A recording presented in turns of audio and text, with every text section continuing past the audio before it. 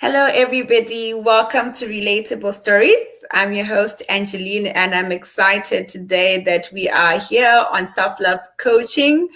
Relatable Stories is excited to introduce this topic that we all have been waiting for. What is self love? For those that are joining us for the first time, Relatable Stories is all about cultivating self-love through the telling of relatable stories. And we have defined self-love to be a combination of self-awareness, self-acceptance, and we try by all means to point out the areas of growth that we can cultivate self-love in so that we can become the best versions of ourselves. So today I've got Ken Reed, who's all the way in Australia, coming to join us and help us unpack this very complicated definition of self-love so that we can all know where we are starting from. Ken is a holistic healing coach that uses therapy skills to assist clients to be more mindful of the behavior that is keeping them small, out of alignment, and unable to enjoy their lives free of toxic partners and burnout. He'll tell you more about that just now. Hello, Ken. Hello, Angelina. That was a very good introduction to my biography, so thank you very much for that. This is the first time we're actually chatting in person. This is amazing and exciting. Excited to have you here. I'm excited to be on. I've actually been looking forward to doing this live with you because, yes, I get to finally meet you in the flesh. Digital flesh. And I was really excited to talk about this topic because I feel like with me being a holistic healing coach, whilst my focus at the moment is heavily on helping high achievers to stop attracting emotionally unavailable partners and to learn what it takes to attract healthy, committed people in their lives, unlike dating and relationship coaches, I do take a very heavy emphasis on getting people to really get back into their body, to understand how they're showing up with people and to better understand how trauma has impacted them and how it's potentially sabotaging their relationships. So that's the focus that I take. And I think with self-love, which I will probably go into greater depth with you in a minute, is I think one of the most important techniques for getting people to that space, because when we've been raised by people who've given us a conditional childhood, if we had narcissistic parents,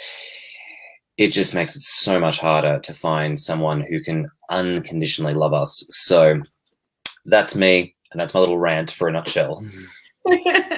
Thank you, Ken. We are so excited to have you. So we sometimes have people discussing, so we'll be taking questions in the audience if anybody has particular questions, because what we have established is like the definition of self-love. Most people think it's all fluffy. What is it? What do you mean when you say self-love? So I think that's the first question that we just want to, try to tackle. What do you think self-love is, Ken? Well, I think when people think of self-love, we typically think bubble baths, journaling, and it's that light and fluffy stuff, as you said. Yeah. Though those techniques are useful, they're not the only experience that I believe self-love is really all about. I think self-love in my terms is really reparenting. And what I mean by that is it's about teaching us that we can love ourselves. It's not selfish. That, when we also learn how to set boundaries for the first time, not only with others in a way that, creates respect for us, but also when we learn to have respect for ourselves by saying no to opportunities and things that just drain us, which is tricky if we've grown up as a people pleaser, because that was the only way we knew how to survive in a very toxic family environment. So that's a thing.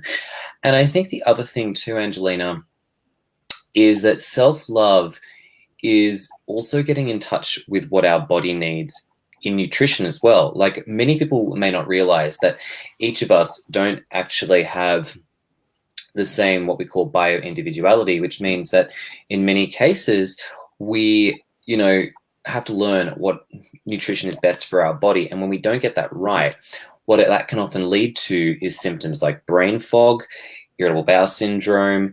It can lead to a lot of chronic pain. And finally, that also links to emotional regulation. Many people haven't grown up where they've been modeled how to express their anger. They haven't been given ways to learn how to receive, love from other people.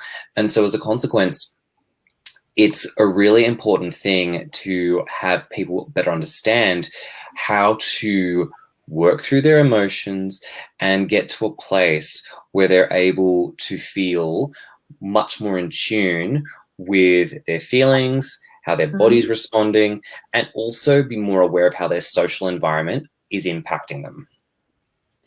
So I'm like, how come we didn't know all of these things? Like, how come we're only starting to talk about it right now? Like, I honestly, I'm new to the self-love journey. And what I've discovered is it's ongoing. There's no particular destination. In fact, I think destination is death. And so I agree. and so you have to be conscious and intentional about continuing to grow and learning. And that's why, you're there to coach coaches, because as coaches actually also need coaching. But my question really is, how come we didn't have this self-love? How come we didn't know about it? What was wrong with society, and what is it that we can correct so that we can know it before we deep dive into what you've said? Because things like reparenting, reprogramming, inner work, it's things that we say, but people don't know practically what that is. So, like, first of all, Oh, great question. So to break it up and just repeat back. So it sounds to me like we want to know why we're not doing it, and also what we can do, baby steps to get started. Is that right? Right. Okay, cool. So why do we not know self-love's value? Great question. I think because, one, it's marketed poorly. Like we said before, it's that whole idea of like treat yourself and go out and eat, a bucket of Ben and Jerry's ice cream. And it's also, I think, poorly understood in terms of like what we should be doing. And I think the other key thing too is, if you've been raised in a family where there was a lot of conditional love. Now, what I mean by that is that you had to work really hard to achieve love. Like, for example, if you were someone who did really well in school, university, work, and that's all I just need to achieve. I need to be the best at whatever I do. I need to be working for Googles, the Amazons, like the big ticket name companies and such. We often think that high achievers must be more genetically gifted, or they must be brighter than the rest of us. No, they're just traumatized. And I say that as a recovering high achiever, in the sense that many of us didn't receive unconditional love growing up. And so what we did is we overachieved, not because it's necessarily a bad thing to do. It was just because that we thought that by doing that, we'd feel worthy, we'd feel loved, and we'd feel like we could prove ourselves. And so as a consequence, you give people like us a definition, something like self-love. It's just like, what the hell do we do with this? Like, this is just something that's completely like out of our scope. It's like, no, I don't want to do that because that feels selfish. Right. Now that brings on a cultural element too.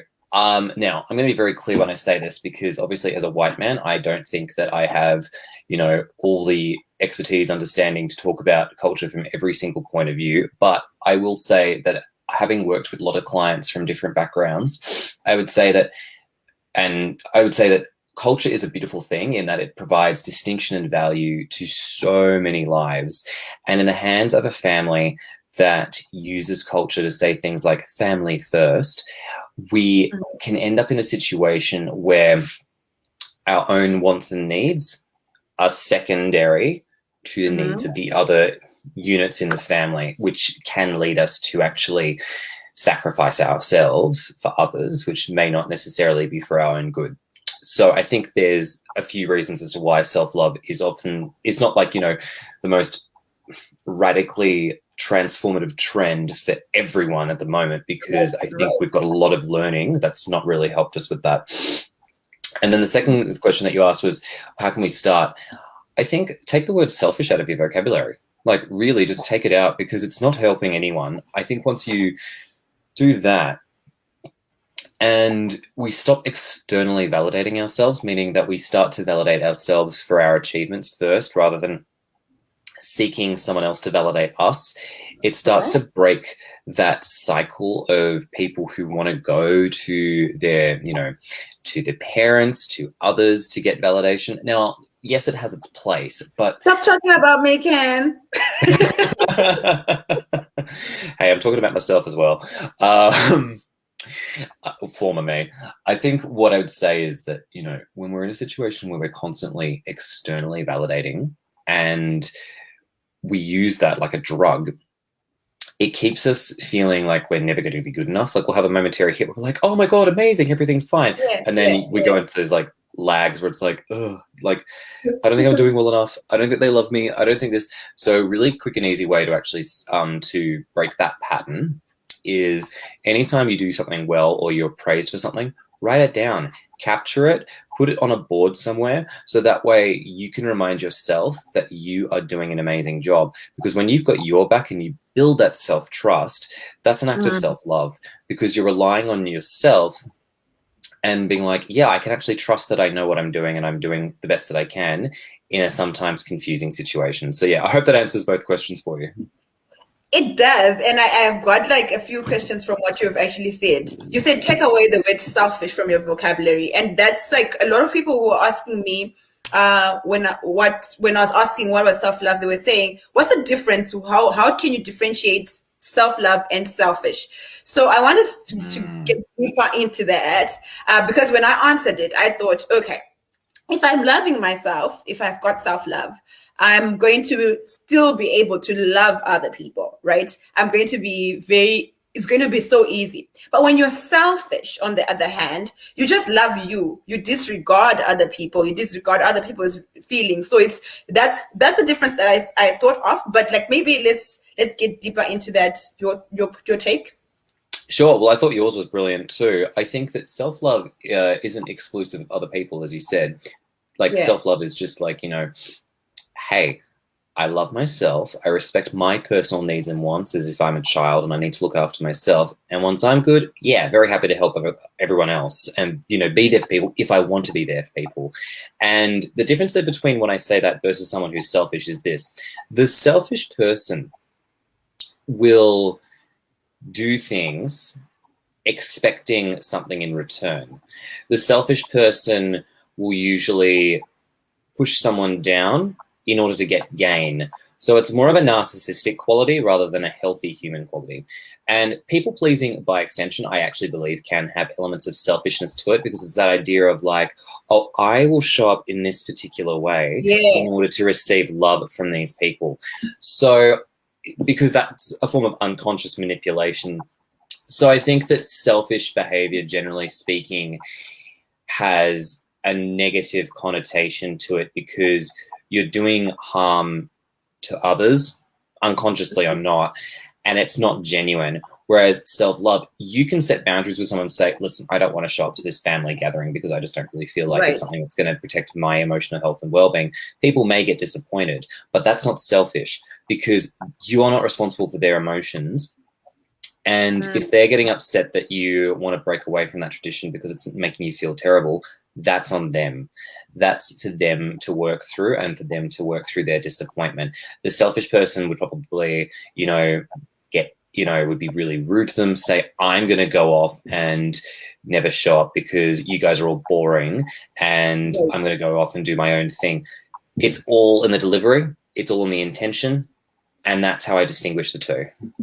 Yeah. So it seems to me like you're saying it really boils down to, have you done the work in yourself to know who you are? You have to already know your boundaries. You have to already know what you're able to take on, because from what you're describing about achievers, I'm a recovering achiever myself. You tend to take a lot of responsibilities that aren't necessarily for you to take. So for example, you get invited to a party, you feel responsible, and that responsibility drives you to do it because you want people to validate you for being nice, for example.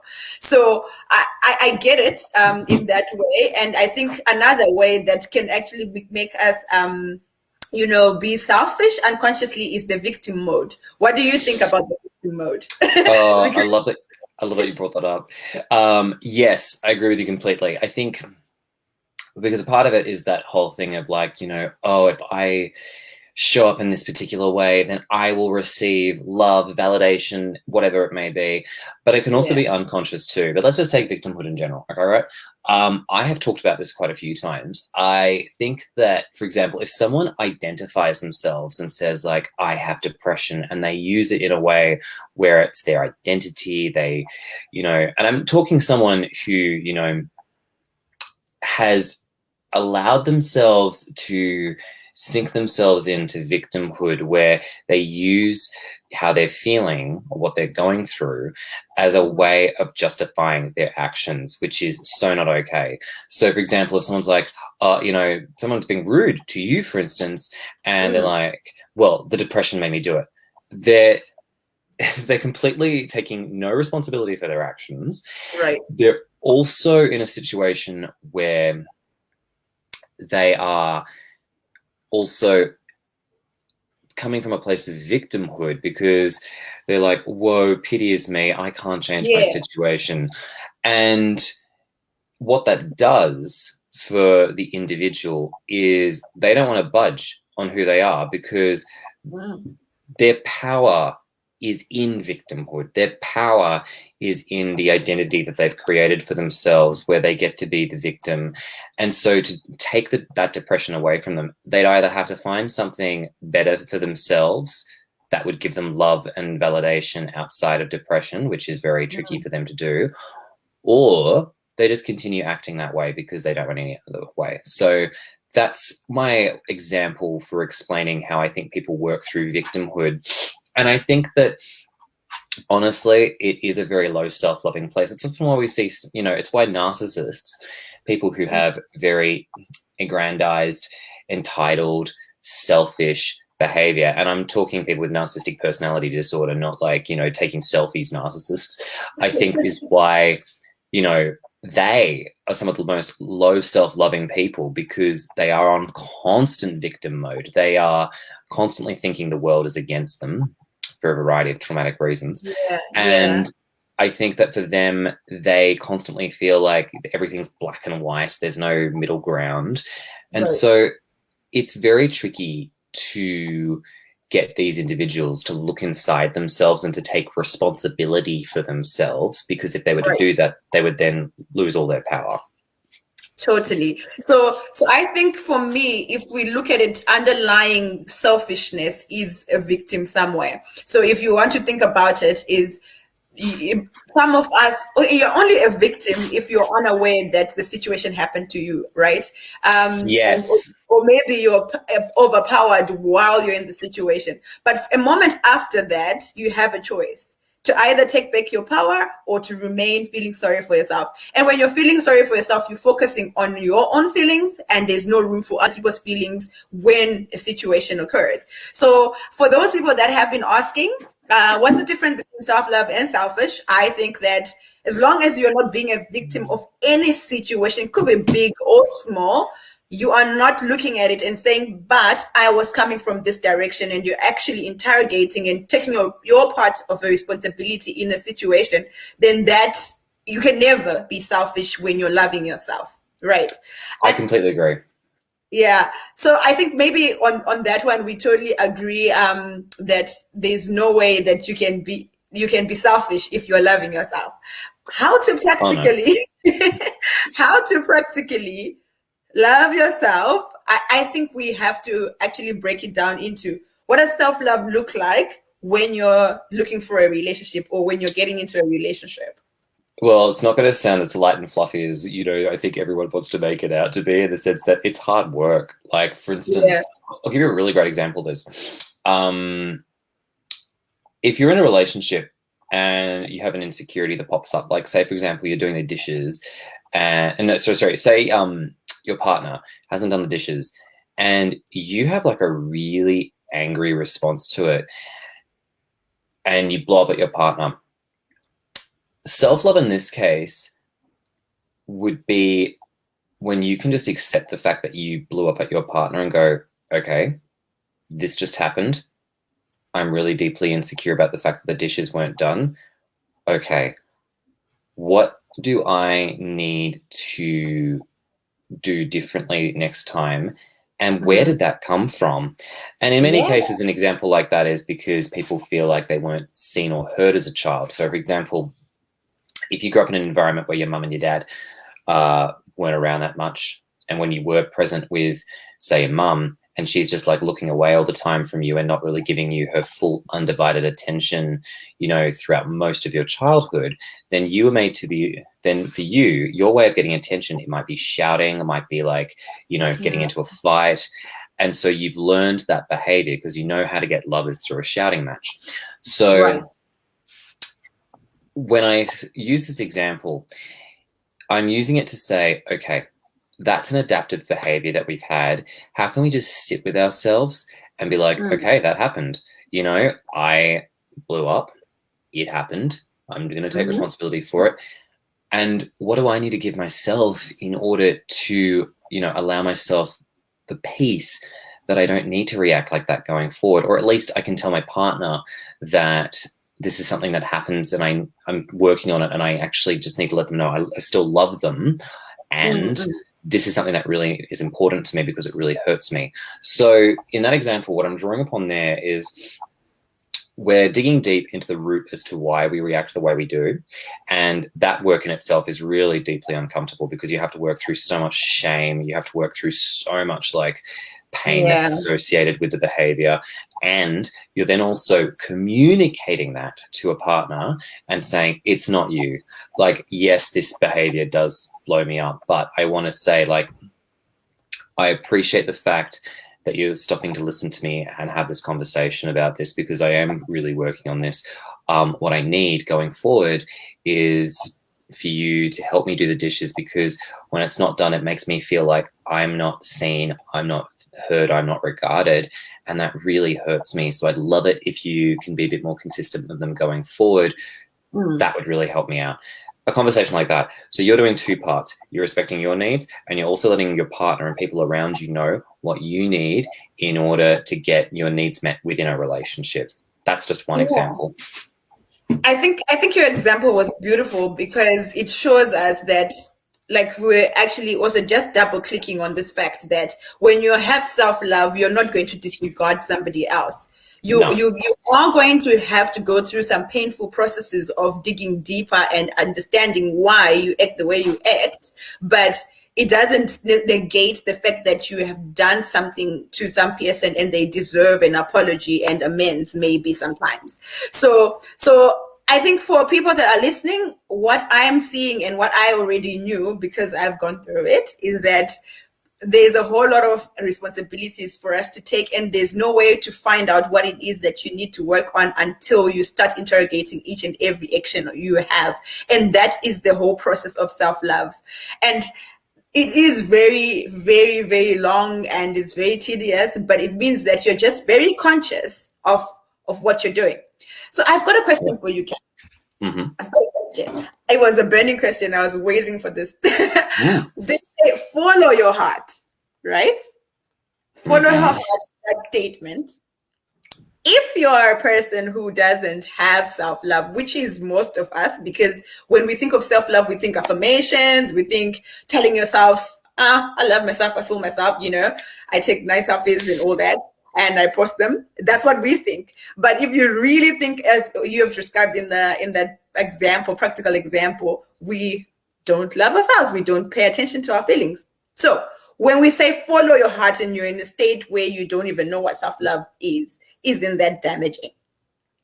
Yes, because you don't even know what your heart's telling you, and it Right. could be leading you to trouble. I'll give you a great example of that. I think that in dating, a lot of people think, oh, if I get the butterflies, the chemistry with people, that means that, I'm falling in love with someone. It's like, no, no, there is a high chance that it's actually your body's giving you anxiety.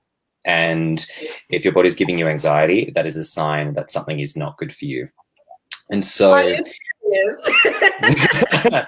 yeah, because think about it like this. If you've grown up in an environment where it was an unhealthy one, where it was very conditionally loving, you grew up with emotionally unavailable parents, you're more likely from that experience to find it very familiar when you go out dating and you find someone similar. And often the thing that we often say is, oh, well, it's the familiarity that is what brings us closer together. Yeah, because to your body, it reminds you of home.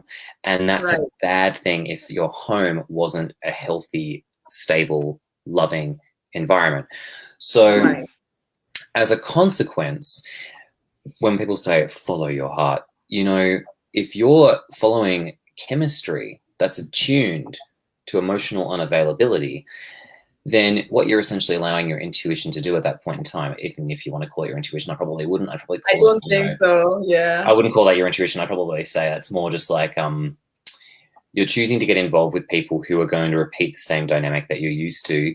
Then I think that is when the phrase follow your heart is deeply flawed, because even if you know all the red flags, even if you know all the signs of, anxious and avoidant partners, even if you have read up on dating 101, the fact of the matter is you're still choosing to be with these people who are just not good for you.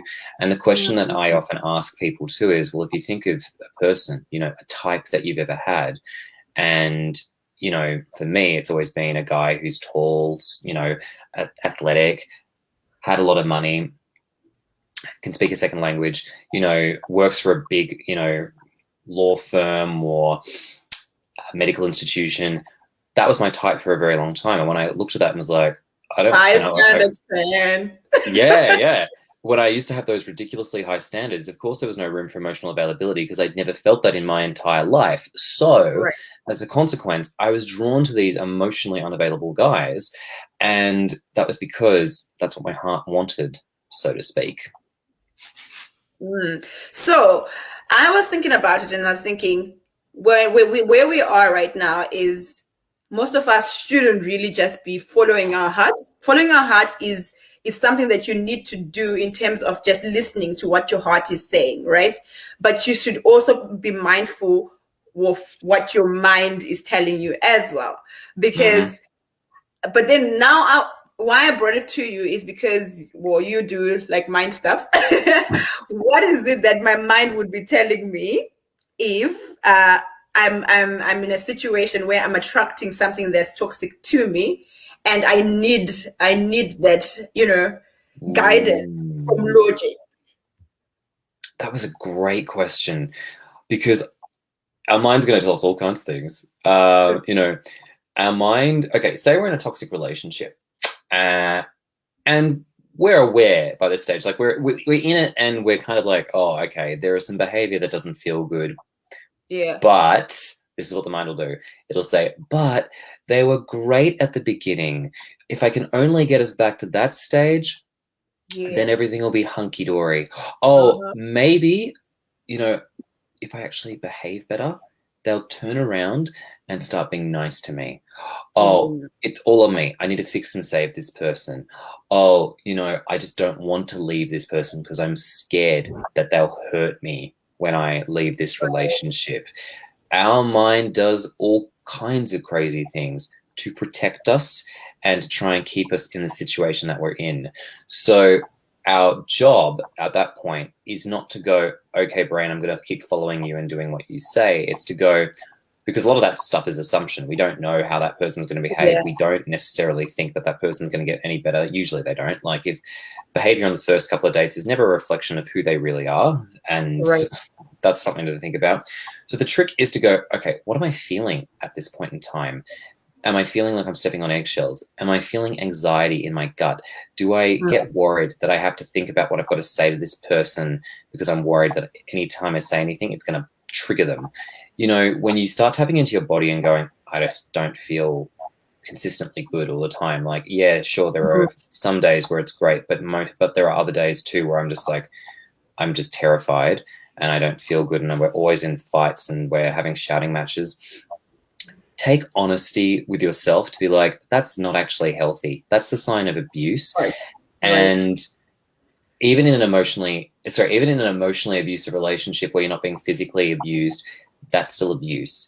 If you're in a situation where you're being gaslit and your mind is so confused, that's abuse.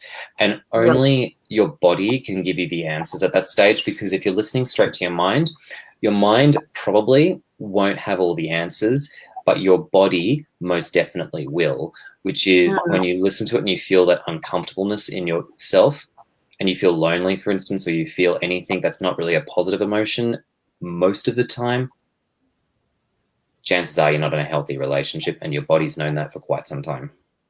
Right.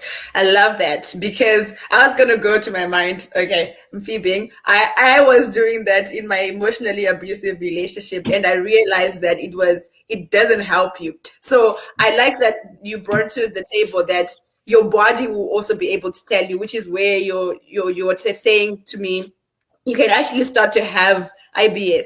You can actually start to have migraines. You can just start to know or realize things that never really existed in your life before you were in a relationship with a person. And so we need to be very mindful, guys, for in terms of self-love, what you feel is important. And when you then take time to take care of yourself, you can realize that some toxic people have no place in your life. And that is what we mean when we say, do some inner work.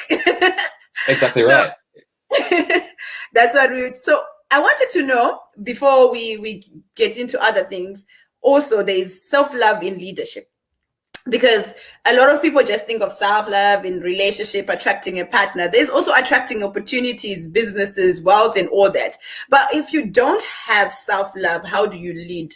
Because you can't even lead yourself. What do you have any practical example of where, if you don't have self-love in leadership, things can just blow up in your face? I have a couple of questions on that, but I want to just give you a chance to respond.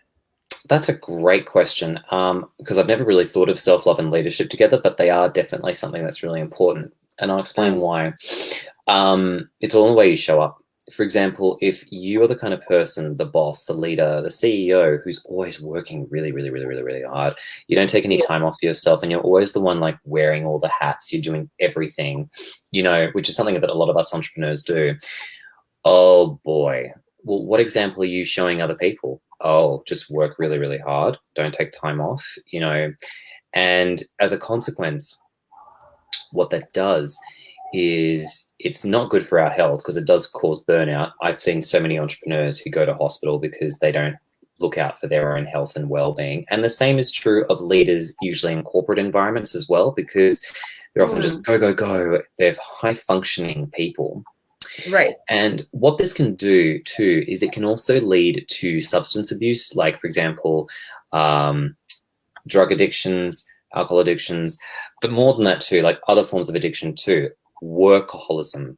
It can also lead to situations where instead of addressing our emotional needs and our physical needs, we just distract ourselves with work, because we feel that if we don't get the work done, we are going to be unsuccessful, unlovable, unworthy, whatever word you may want to use there.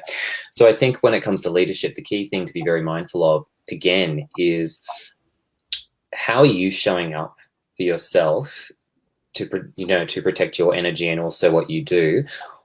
What tasks are you choosing to do? Because I talk about this with my clients. I often say, we have the opportunity to work in what I call our zone of genius, which are maybe the 2 to 3 things that are just we're really good at. We're really good at, and we love doing it. Right. But when we start including other areas of our life too that are outside of that, like in our zone of excellence, for instance, in our zone of incompetence, you can get leaders who want to do everything, things that they don't enjoy. Like to give you examples, I could be doing things like accounting and legal stuff. I hate those 2 things. So I delegate them to other people. But if I'm being a leader with no self-love, I might start taking up all the zone of excellence stuff too, which are things that I'm good at, but I don't enjoy doing. For example, I could start taking my subordinates work. I could start taking my virtual assistants work. I could start doing all the Instagram engagement. I could start creating all the logos, the websites, and doing all the other stuff. Yes, I'm good at it, but I don't enjoy it. And I see a lot of leaders doing this because they're perfectionists. They want to micromanage. And I understand where that comes from, is that feeling of losing control. It's I can't lose control.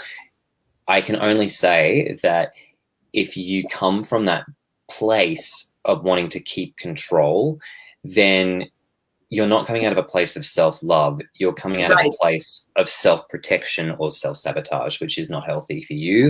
It's not healthy for your team because they're not getting the ability to learn or do the work. And what they see is that you're an overachiever, and then they think, oh, great, now I have to do the same thing as well. Exactly. Oh my God. You just blew my mind because you described me in my other life. Okay, maybe this life, but it really is exactly what I was thinking. Because really, when you don't have self-love, it means that you probably are trying to seek validation from either your employer or even your subordinates. You want to be seen as somebody who is able to do all of these things. So this is probably the zone of excellence that you're talking about, where you are probably competent in doing all of these things, but do you need to take all those responsibilities? Because at the end of the day, nobody cares that you did all of it. Now you're going to be in victim mode. Woe is me, I'm burnout. Nobody really cares, because when you took on doing the web development or accounting, no one asked, nobody cared if you had delegated it. So No. so it's quite funny that I think that people take this self-love is fluffy, but when it goes into their workspaces, they tend to then lose it and they don't understand why. So there's a lot of reasons why people aren't happy. I mean, I feel like everyone deserves to be working in their passion and in their purpose, and that's why we're here. And if you're in that zone, you're never going to be burnt out. You're going to be happy even if you're working through some very painful emotions and all of that. So I really like your answer, and I think it goes into the same thing that I was going to ask, that with responsibilities, like how, well, we've been talking about it. There's responsibilities that you have to take, have to, even if they're heavy, but there's responsibilities that you don't. Correct. How do you differentiate in terms of family settings? I know there's cultural things that you've already mentioned. Where you draw the lines in terms of responsibilities, especially with family? I don't know if you have any examples there. Great question. Yeah, I do. For example, and I'll give my context for background experience. It won't apply for everyone, but it will definitely, I think, resonate with a few people. So, for example, my family has had a tradition for a long time of doing Sunday night family dinners. I hate them. The dynamic just doesn't work for me. I really don't enjoy it. But it became this thing of like, oh, if you're not showing up with the family, there's something wrong with you. And it's like, well, actually, no, I really don't enjoy being present in these family dinner time conversations. I physically feel like I'm drowning because I'm talked over all the time. I can't even hear myself think. Everyone's just talking about stuff that doesn't really interest or relate to what I have to talk about too. And so I feel so lonely in those conversations, and I feel so like left out, which is for me the definition of not family.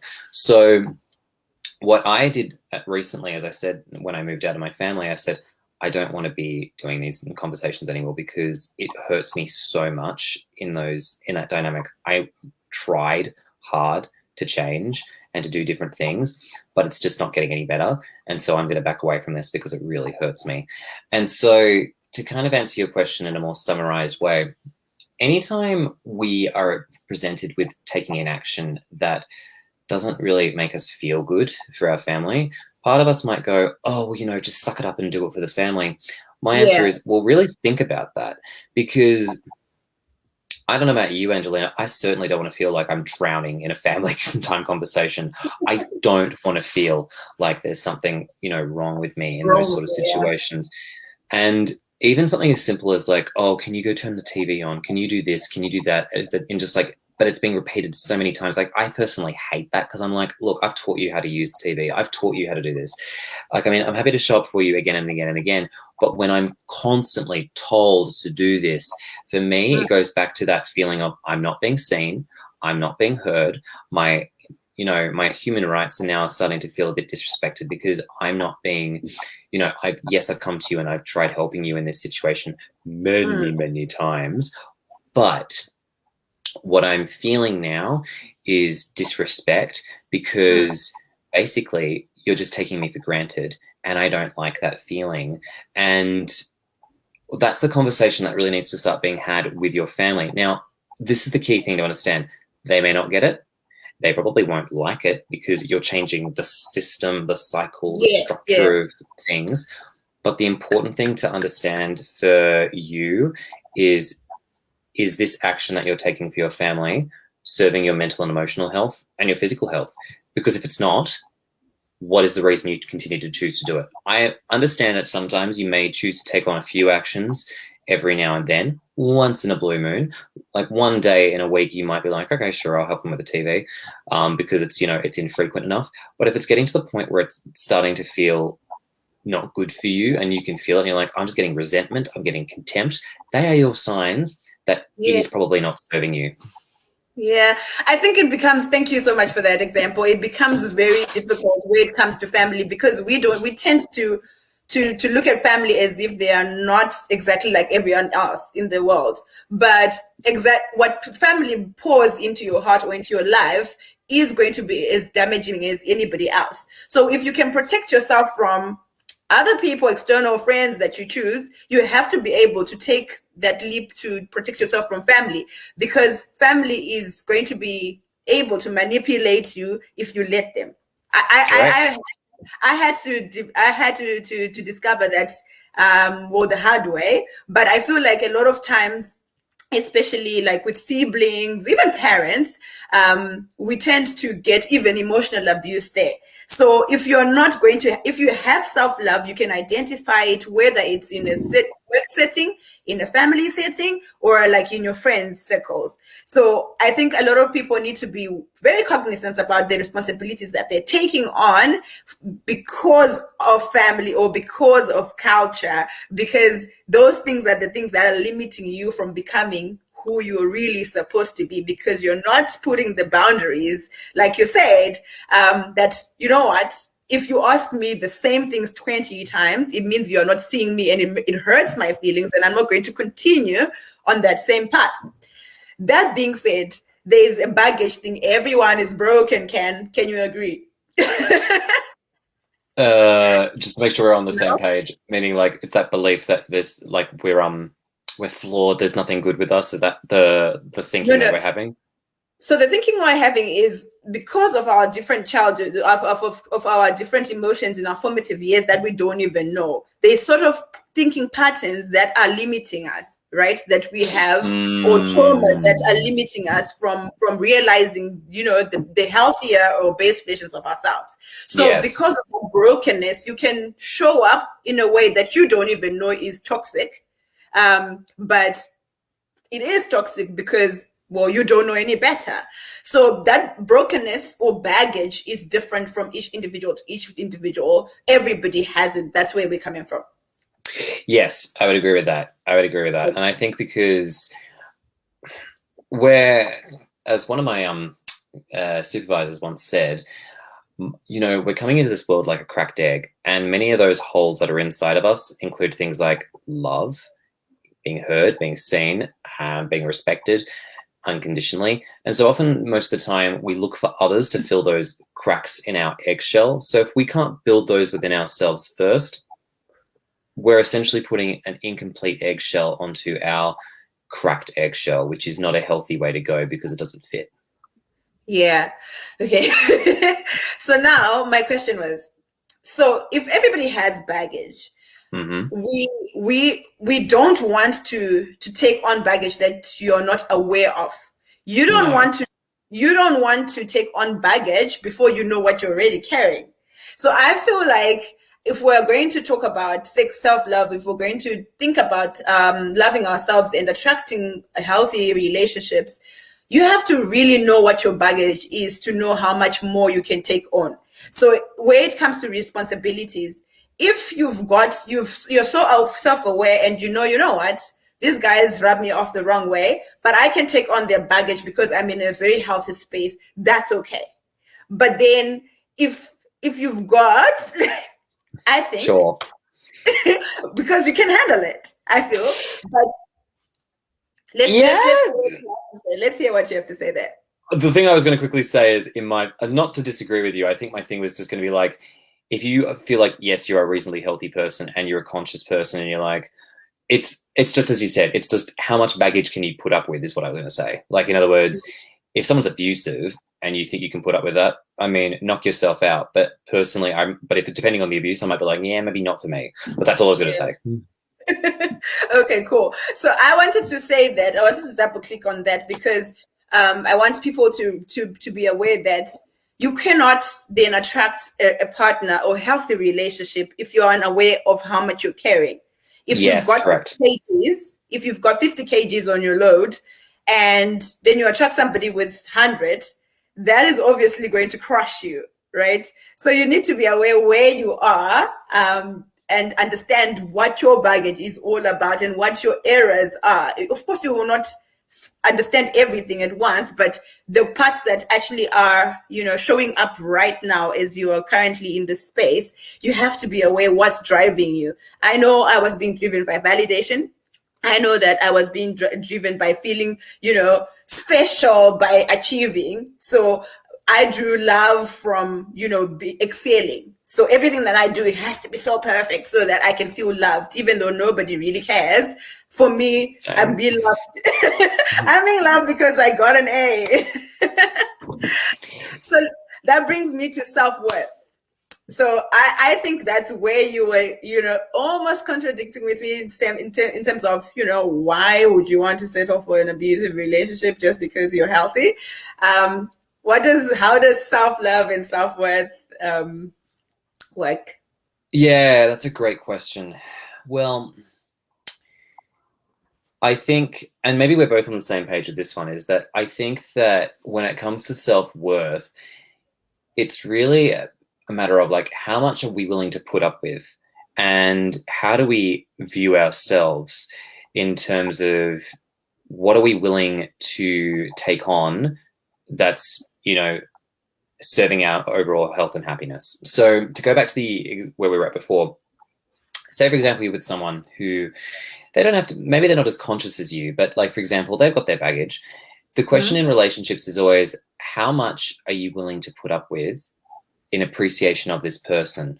So in other words, are we going in, because if we're going into this experience looking to quote unquote fix them subconsciously or to try and change them, that's not a very effective way to go into partnership, because your partner's going to resent you if you try and change them, and also they're not likely to change.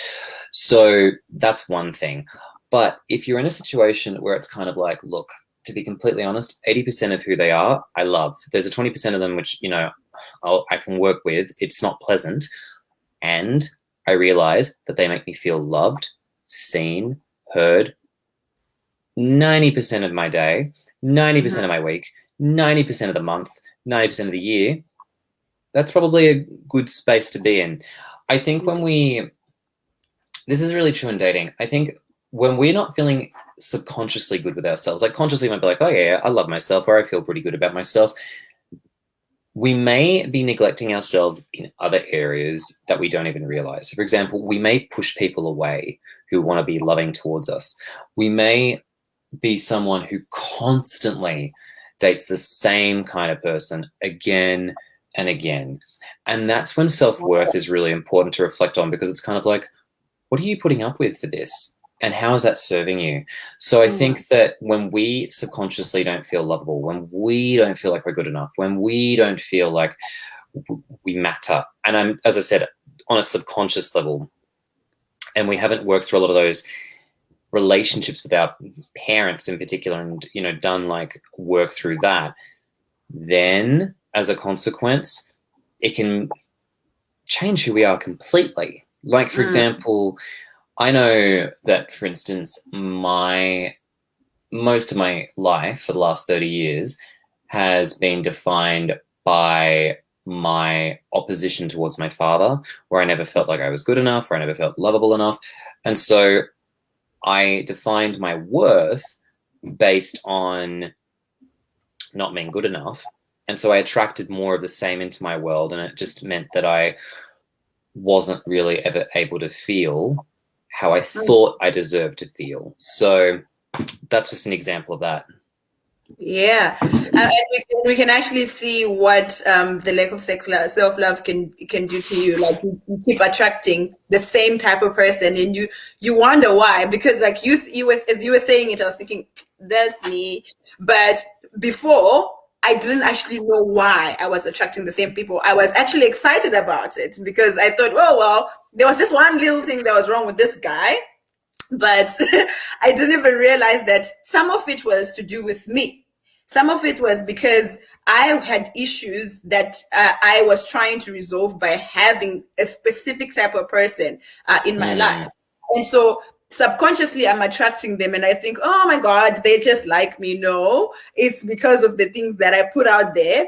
And so that inner work that we're talking about in terms of self-love, which obviously is an ongoing process and we'll be able to have in different sessions one-on-one. But I think that people need to just be aware that you cannot actually have healthy relationships when you do not know who you are and you don't have boundaries, etc.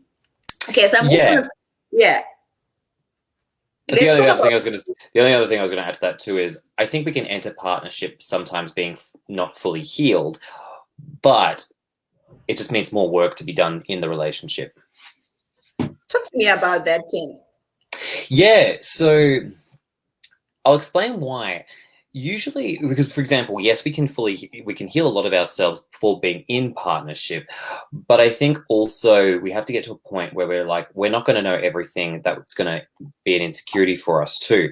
So for example, the dishes example that I used before, I don't think that would be an issue for me, but I could get into a relationship where that does become something for me and I might lose it.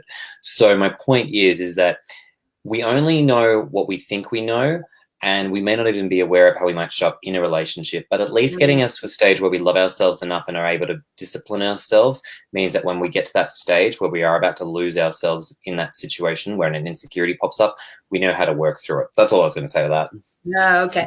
You know yourself enough to actually discipline yourself. So those talks that you have with yourself when you realize, okay, this is about time that I need to forgive my dad, or this is about time that I need to have the talk with this person. You are aware and you know you can do it even by yourself. Okay. Exactly right. Exactly right. I hear you. So I've got a question.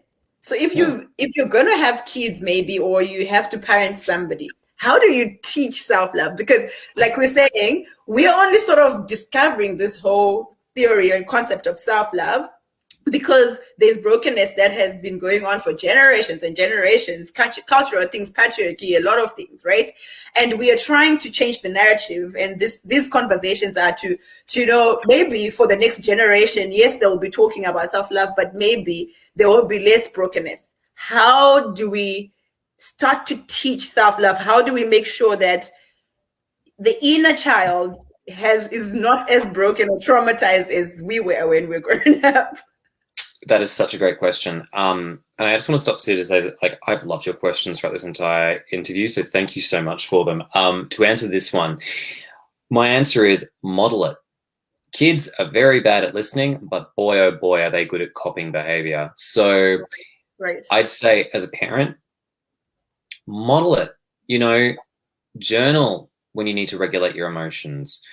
Communicate with your kids when something has upset you and just be like, hey, listen, when this happened, it made me feel bad. I'd appreciate it if you do something else. Model boundary setting in a healthy way, not rigid boundaries. A lot of us got that as kids where it was like, you can't do this, rules, rules, rules. That's not healthy. And it makes us scared of boundaries because we didn't like it when people imposed boundaries on us when we were younger. So the distinction between rules and boundaries is flexibility, meaning that when it's like, hey, daddy just doesn't like it when you shout at me. I'd appreciate it if you don't shout at me, versus if you shout, I'm going to punish you. Do you see what I'm saying? So I think that a lot of it is in the language that we use, our behavior and how we show up. And if you do want to teach your kids self-love, I'd say give them choice, and also let them fail. What I mean by that is when a child comes to us and is like, hey, I'm thinking about doing drugs. And you can come to them and say, listen, I understand that you want to do drugs. I get it. Thank you for sharing with me why. I just think that if you do this, there is going to, it's probably not going to make you feel good. It's probably going to, it could lead to addiction. That could happen. And if you choose to do this, go for it. Because what you're modeling there is consequence. You're saying, if you do this, You're taking ownership for the consequence of what might happen for your action. You're not saying, I'm going to punish you for doing this. You're a bad kid for doing this. When you say that, or that's the message that the child receives, even if they do, for example, start taking drugs, oh my God, the levels of self-worth are going to plummet, because they're going to think to myself, I am such a shit person. I keep doing drugs and I'm not good enough, blah, blah, blah. And so that narrative will keep playing out. So those are some of the examples I'd say for how to model self-love for kids. And well, modeling self-love for kids means that you know what self-love is, or you actually love yourself. So I mean, guys, if you're listening, it means that you're interested in having, a healthy relationship with yourself, and so you're the one that can model it. But if you hadn't understood the concept of self-love, it's the time or the season to embark on the journey, because we're just going to damage the next generation, and we keep having to have the same conversations over and over again. And that's going to be very difficult. So I'm just going to go through the comments before I let you go, Ken. I know you're still yawning. It's still morning for me, I know, but it's okay. I want to see if there's anybody who's got any questions. Someone says, great talk. There's also a lack of self-awareness from the people that raised. In addition, social media is helping in spreading the message. Okay, what role is the social media taking in terms of self-esteem issues? Because I feel like books and movies raised me, and boy was I broken by that stuff.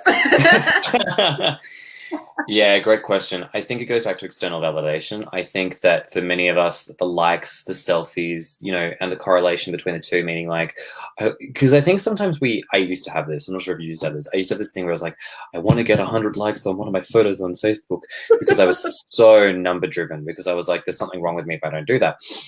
Right. And, I own that, because I thought if I couldn't match, my friends who've got 100, likes, there's something wrong with me. And it became my mission to get 100 likes at some point too. I mean, what a load of crap. I mean, when I look back on that, I'm like, why did I do that? I know why I did that though. And where I bring a more sympathetic lens to this is to say that I think many of us use social media for distraction, for avoidance of our own emotions, to make us feel better in the moment, but it sometimes won't. It's got that drug-like quality to it, because it kind of gives you a brief dopamine hit, but then of course if you don't get the number of likes that you want on something, it makes you feel bad about yourself, and you're like, shit, there's something wrong with me. And so I think that if anything, social media use has definitely created problematic behavior for a lot of us. Yeah, but now we want to change it. We want to use social media to have these conversations, and to own our stories, because that's where I come in with relatable stories, where I'm like, I'm an open book. I'm gonna write a book about all the things that I've gone through, so that somebody can learn from this, because we've not been authentic enough before. We've been all struggling with the same things, but hiding behind closed doors, and we just need to raise the self-awareness by having conversation about self-love. And then someone says, double click on that. We don't always have to show up when we're not in the right emotional space. Okay, that's something that you said, Ken. And someone says they wear depression as a badge of honor, agreeing with what you were saying. Someone else is saying, escape from inherent toxicity takes a lot of self-awareness, willingness to learn, and ability to reflect. I agree. Amen. I agree. Totally. Because most of our adults don't even recognize the emotional abuse and manipulation, because their behaviors become norms. And unfortunately, oh my gosh, These comments are great. These comments are great. You guys do your job. I don't need to be here. Do you know what? I recently found out that I was manipulated. And I was like, oh, I don't know. I thought I was very loving. I was not allowing people to show up the way they are because I had this picture of what they were supposed to be. Because of my upbringing and the TV and all of that, I also wanted a savior for me in my life. So, what did I do to you? So, I've been manipulating people my whole life, trying to fit them in this picture of the savior that I'm going to get. What's your take on that complex and self-love? That will be like my last question because we are our hours up.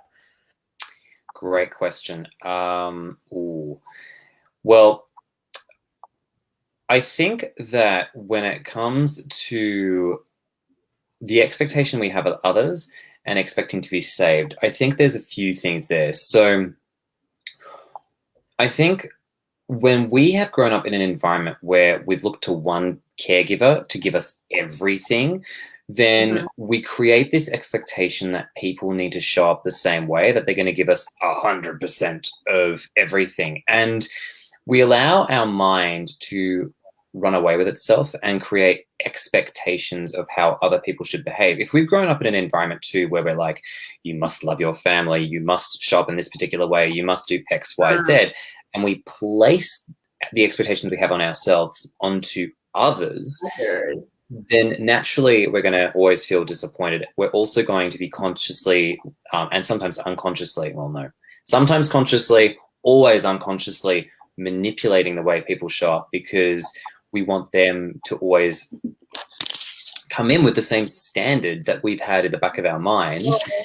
And I think also when it comes to being saved, well, a lot of that, I think, comes from, seeking out relationships in the hopes that they may complete us because we don't feel like we're able to work on things of our own.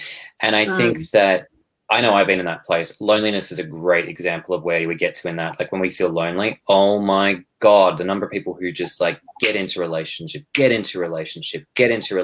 because they don't feel like they're enough. They don't feel like they can work through a lot of that stuff for themselves too. So I think that a lot of that comes from being raised in what can be described as a very codependent environment where we feel like we have to sacrifice our wants and needs for the sake of another person. And when we're on our own, it means that we feel like we're at our rock bottom, like we're at our worst, we're so lonely and we're terrible. It's like, no. Sit with that loneliness. It's not becoming of you. It's simply just, working through an uncomfortable period to realize that you've got what it takes to work through this without relying on someone else to quote unquote fix you or save you. Wow. I'll leave you to think about this, Ken, maybe for the next talk that we have. I think that I wanted a savior because I was taking on too many responsibilities. I like you said, being brought up in a situation where you feel you have to achieve, and probably the love is unconditional, it's conditional, and you don't even know it, and you think that it's okay, you have to take on the responsibilities, and it makes you feel special to take it on. But now you mixed with the Hollywood movies, you think, okay, I'm taking the responsibility, but someone is going to come and save me because now I'm carrying the weight of the world. And so I need somebody who's going to come and just, help me with the load. I'm not going to refuse all these responsibilities. I'm going to keep taking on, but somebody will come. Exactly. So that is my situation. And self-love says, just don't take the responsibilities if it's something that you can't afford to take on at that moment. So, Ken, we've run out of time. I was having so much fun. I was too, actually. I really enjoyed this. Someone just said, I love social media. It has brought us a platform to learn. I know other people are affected by the negativity that also is there, but for me, thumbs up that I've learned a lot. So thanks. I totally agree.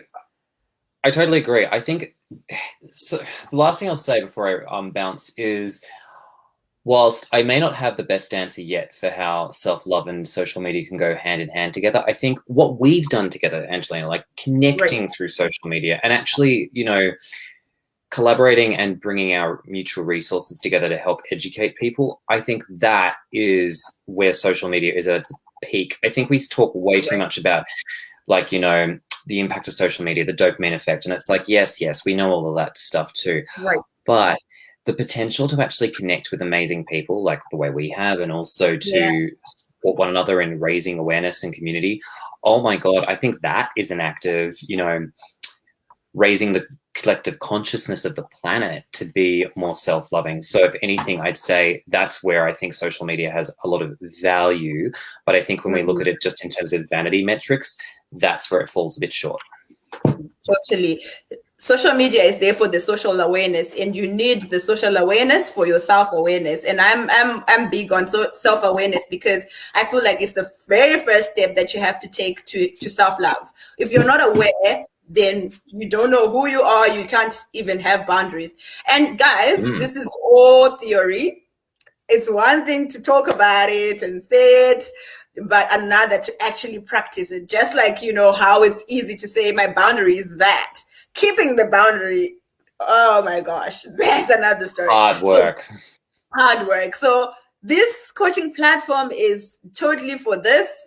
Ken is a holistic healing coach. I'm totally going to be part of his clients, because guys, you need to be able to be intentional about, if you realize that you're struggling in an area, you need help. It's okay to ask for help. It's okay to ask questions. It's okay to probe and say, what do you mean when you say reprogram? What do you mean when you say reparent? What do you mean when you say inner work? Because I just don't understand it. How does it fit into my particular life, etc.? I mean, I had to be broken first to start living and to realize I have to embark on the self-love journey. But some people don't have to be broken. Ken, you were broken first. But some people, because of us, don't have to go through that. And so if you realize, if you're watching this, if you're going to watch this, if you realize that you can resonate with any of the things that we've been saying, connect with us. I will share all of Ken's pages and all that. And my details, obviously, guys, you're on my page. So let us help you. Let us help each other, collaborate in, learning more about self-love. Because for me, to be honest, if we start there, everything else comes later. You start attracting purpose. You are more confident. And I just want to double click on this. I was actually writing this thing here. I was thinking victim mode, and I identified it to be like the biggest thing. Like, victim mode is when you have self-pity, right? And you lack self-confidence. That is like low self-esteem, which also then leads to self-harm, self-sabotage, self-abandoning. And all of those things, you might not know their big words, how they play out and what it looks like in your life. Ken talks about it a lot. Please go watch his videos. And, stay on this platform. We'll be sharing more about all of this. Love is a beautiful thing, guys. Love yourselves, love each other, and it's your choice to choose which colors of love you resonate with in your life. You can be on the dull side or the bright side. And I mean, we are on the bright side, even if life is hard sometimes. So, Ken, if you have any last words, please share and we can close. I think the last thing that I'll say is, when it comes to starting a self-love journey, it's not easy, but the benefits are you get so much more inner peace inside of yourself. You'll feel much happier more consistently all of the time. You'll also start being with people who just make you feel amazing more often of the time, because they're not making you chase and crave validation. They're just there for you consistently, no matter what. And though many of you may think that you've already got that and you're consciously aware of it, I promise, if you start, like, as a simple practice, start gratitude journaling and actually start, working through some of the emotional stuff that comes up for you, shame, guilt, pain, depression, whatever emotion that comes up for you, and you start working through that, my goodness, watch your world just improve overnight. Like, daily journaling, I have found to be one of the best forms of improving my emotional and mental well-being, just because it's really helped me regulate my emotions. And if you want to find me to look for more of my stuff, I'm on Instagram at ken.reed.co. And Angelina's kindly introduced and also talked all about me. So thank you so much for this opportunity, Angelina. I loved it. I can't wait to chat with you future too about how I can serve you. And I absolutely love this chat. Thank you for having me on. Thank you, Ken. Thank you, everybody, for watching. Have a good evening if you are in South Africa, and good day in Australia. Cheers.